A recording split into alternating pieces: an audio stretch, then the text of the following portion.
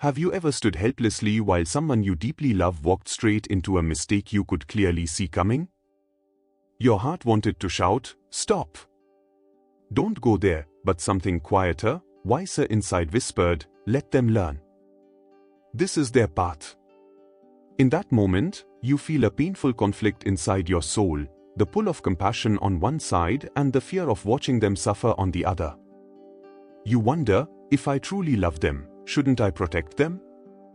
And yet, why does life keep placing me in situations where stepping back feels more loving than stepping in?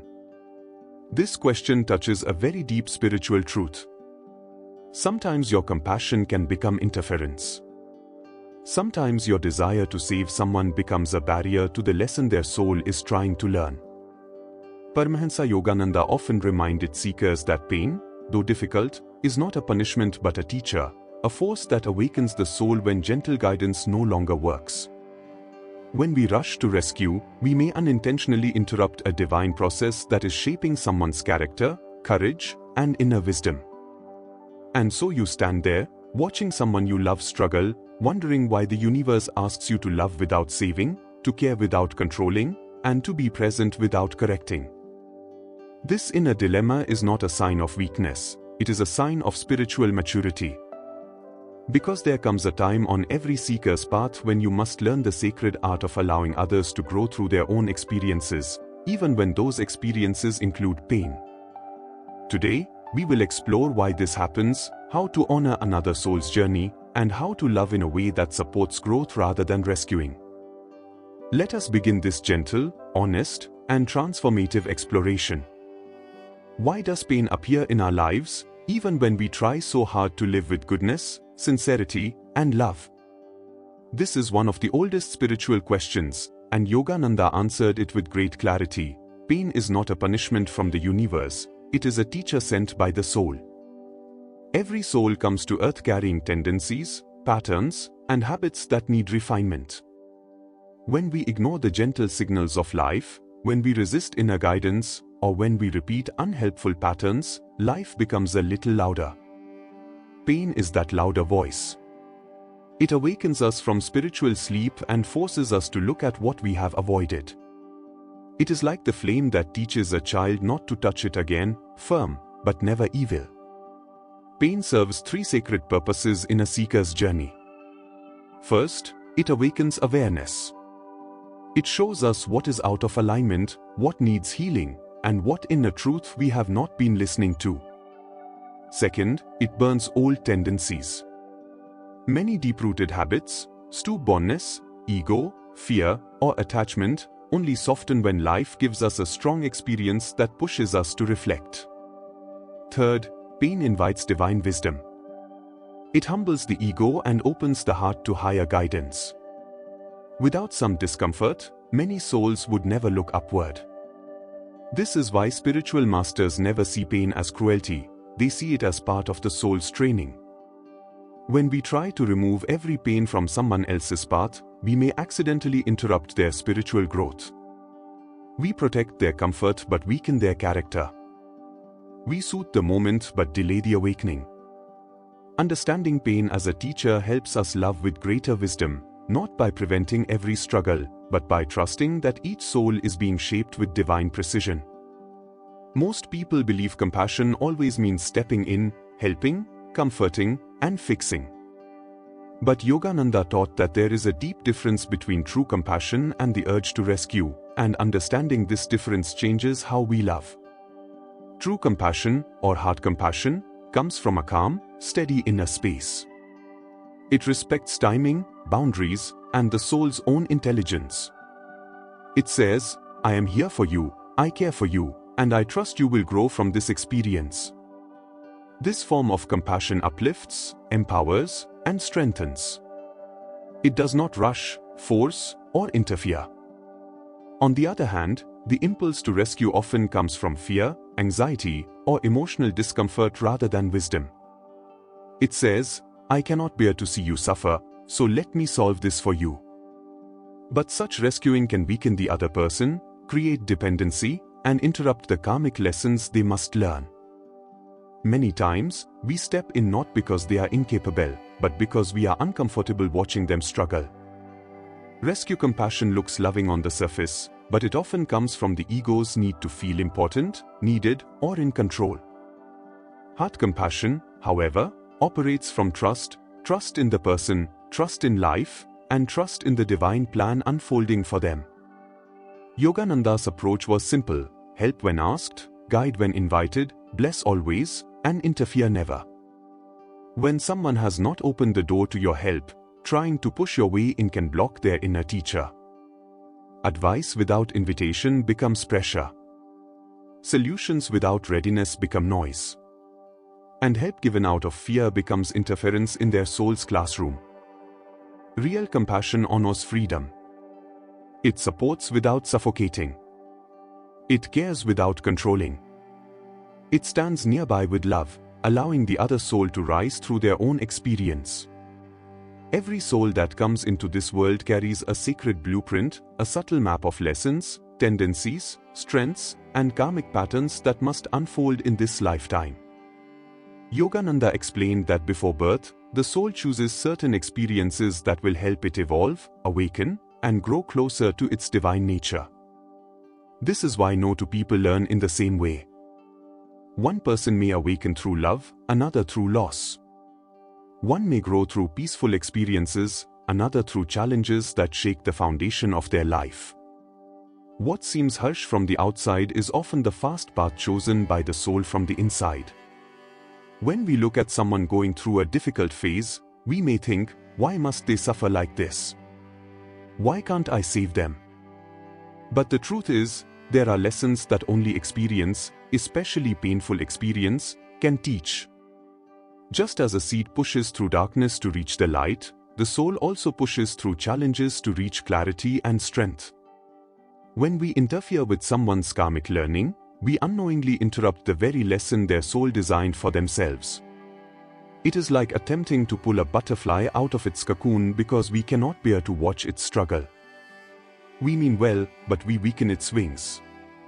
In the same way, trying to prevent someone from facing the consequences of their choices may feel loving, but spiritually it can delay their growth. The soul learns best through direct experience, not through borrowed wisdom. And each soul has its own divine timing, a moment of awakening that cannot be forced or rushed. Understanding this helps us shift from rescuing to respecting, from controlling to trusting. It allows us to honor the sacred curriculum of every soul, even when that curriculum includes pain.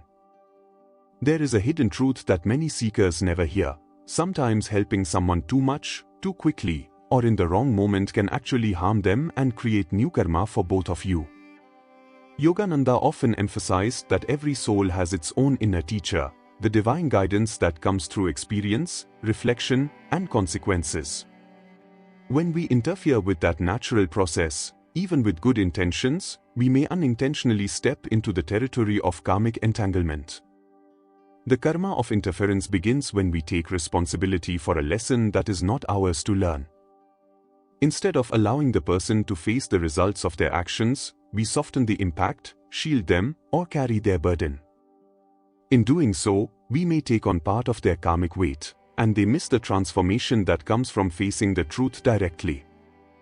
This can lead to dependency, emotional weakness, and a lack of inner growth.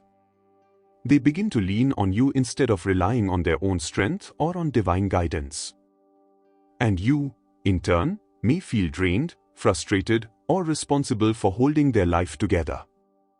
This is why even the most compassionate spiritual masters sometimes appear silent or uninvolved during someone's struggle, not because they lack love, but because they have deep respect for the soul's sacred learning process.